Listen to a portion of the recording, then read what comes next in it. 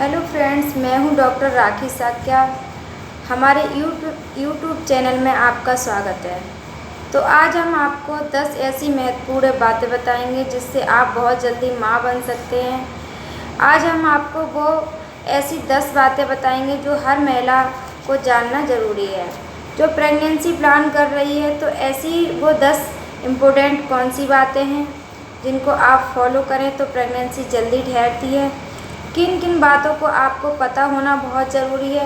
तो मैं डॉक्टर राखी साक्या आज हम आपको वही सब बातों के बारे में डिटेल्स में बताऊंगी जिससे कि आपको प्रेगनेंसी होने में आसानी रहे, जिससे कि आपको बच्चा जल्दी ठहर जाएगा। नेचुरली बात कर रही हूँ मैं, किसी दवाइयों की बात नहीं कर रही हूँ। नेचुरली आपको किन बातों को ध्यान रखने की ज़रूरत है।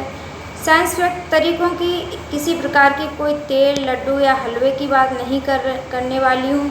मैं केवल साइंस फैक्ट जो इम्पोर्टेंट है बच्चा ठहरने के लिए, उन्हीं के बारे में आपको डिटेल्स में बताऊँगी। तो सबसे पहली महत्वपूर्ण बात है कि आपको अपना फर्टिलाइज विंडो पता होना चाहिए। आपको पता होना चाहिए कि आपके अंदर कब अंडा बनकर निकलता है। बहुत सारे लोग रिलेशनशिप में रख रहे होते हैं, सब कुछ सही चल रहा होता है, फिर भी प्रेगनेंसी कंसीव नहीं होती है। उन्हें पता ही नहीं होता है कि उनके अंदर ओव्यूलेशन किस टाइम पर होने वाला है। या ये ज़रूरी नहीं है कि हर किसी में 14वें दिन पर ओव्यूलेशन हो या 15वें दिन पर हो। वह कब होने वाला है वो आपको अपनी साइकिल लेंथ से कैलकुलेट करना होता है। यानी कि आपके पीरियड्स कितने दिन पर आते हैं। सबसे पहले हम आपको बताएंगे साइकिल लेंथ कैसे कैलकुलेट की जाती है, यानी कि आपको पीरियड्स कितने दिन पर आते हैं। तो मैं आपको एक एग्जांपल तौर पर समझाती हूँ। जैसे सपोज दैट आपको पीरियड्स 5 सितंबर को आया था और अगला पीरियड्स आया 4 अक्टूबर को, तो 2 तारीखों के बीच 30 दिन आते हैं। 30 दिन आपका पीरियड्स आया था, जिस दिन आपका पीरियड्स आया था उसको आप डे 1 काउंट करेंगे।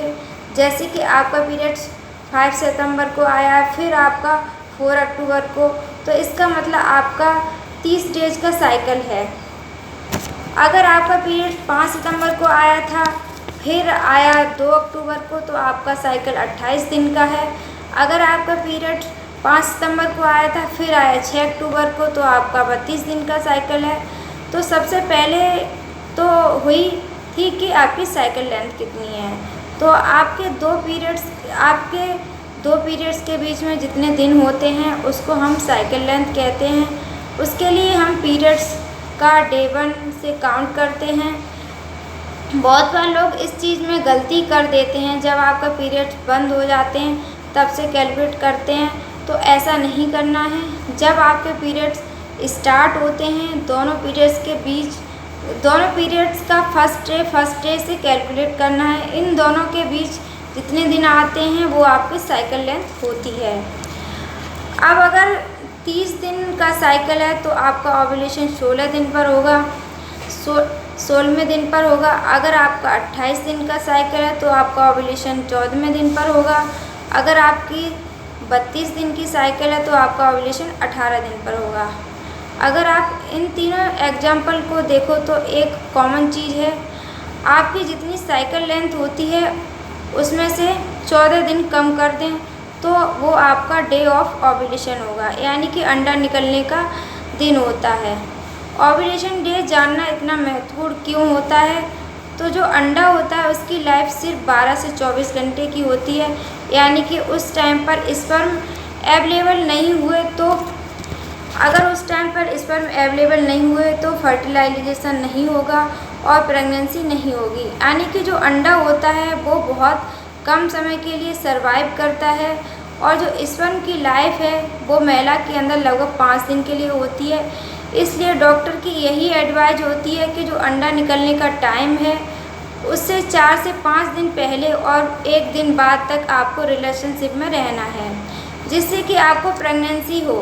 बच्चा ठहरने के लिए जो आपको रिलेशनशिप में रखना है तो आप डेली बेसिस पर भी रख सकते हैं और अल्टरनेट बेसिस पर भी रख सकते हैं।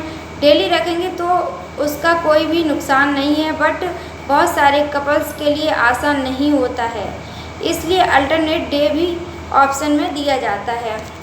बहुत सी महिलाओं को इस तरह से कन्फ्यूजन रहता है, वह बात को क्लियरिटी नहीं होती है, तो ऐसी महिलाओं के लिए मार्केट में ओव्यूलेशन किट भी आती है, जिससे कि उससे क्लियर हो जाता है कि अंडा कब निकल कर आने वाला है।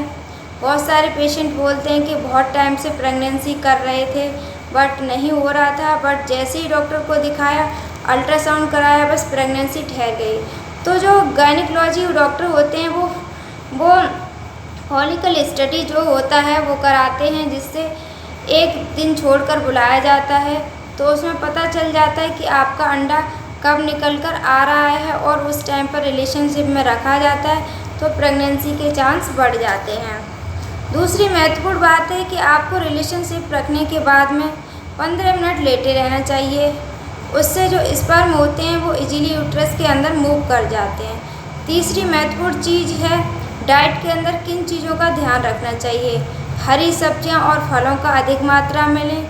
हस्बैंड और वाइफ दोनों लोग पपीता और अंगूर ना लें। घी, पिज़्ज़ा, बर्गर, ऑयल, इन चीज़ों का प्रयोग कम मात्रा में लें। चौथा है फॉलिक एसिड, विटामिन B12, ये सब भी लेने से बच्चा ठहरने में काफ़ी मदद मिलती है। अगर महत्वपूर्ण चीज़ आपको किसी भी तरह का स्ट्रेस, सबसे महत्वपूर्ण चीज़ है आपको किसी भी तरह का स्ट्रेस नहीं लेना है, एकदम खुश रहना है। रेगुलर एक्सरसाइज करिए, वॉकिंग करिए, लेकिन जब आपका ओव्यूलेशन जो डे है उसके बाद ज़्यादा एक्सरसाइज नहीं करिए। बहुत सारी महिलाओं को वेट का लेकर कन्फ्यूजन होता है, तो आपको नहीं ज़्यादा मोटा होना है, नहीं ज़्यादा पतला होना है, लगभग 45 किलो के समथिंग हो तो ठीक है। आपको प्रेगनेंसी प्लान करने के लिए कुछ टेस्ट भी करा लेने चाहिए, जैसे क्योंकि कभी कभी थायराइड बढ़ा होता है, CH/FSH, स्पर्म वगैरह, ये सब करा लेने चाहिए। स्मोकिंग नहीं करनी है, हस्बैंड वाइफ दोनों में से किसी को भी नहीं करनी है। इन चीज़ों का ध्यान रखना है। आपको बहुत ज़्यादा दिन ट्राई नहीं करना है। अगर आपको नहीं प्रेगनेंसी हो रही है, आप ज़्यादा से ज़्यादा 1 साल तक देख सकते हैं। अगर आपकी 30 साल एज है तो 30 साल एज से अगर ज़्यादा हो रही है तो आपको बिल्कुल 1 साल से ज़्यादा नहीं देखना है, तो आपको किसी डॉक्टर को दिखाना है। अगर 30 साल से कम उम्र है आपकी तो आप 2-3 साल ट्राई कर सकते हैं, इससे ज़्यादा नहीं। अगर इससे ज़्यादा टाइम लग रहा है, आपको प्रेगनेंसी कंसीव होने में नहीं हो रही है, तो आपको किसी डॉक्टर को दिखाना चाहिए। तो आज की वीडियो यही थी। अगर हमारी वीडियो अच्छी लगी है आपको तो प्लीज़ लाइक करिए, सब्सक्राइब करिए, बेल आइकन को प्रेस करिए। धन्यवाद। वीडियो में बने रहिए।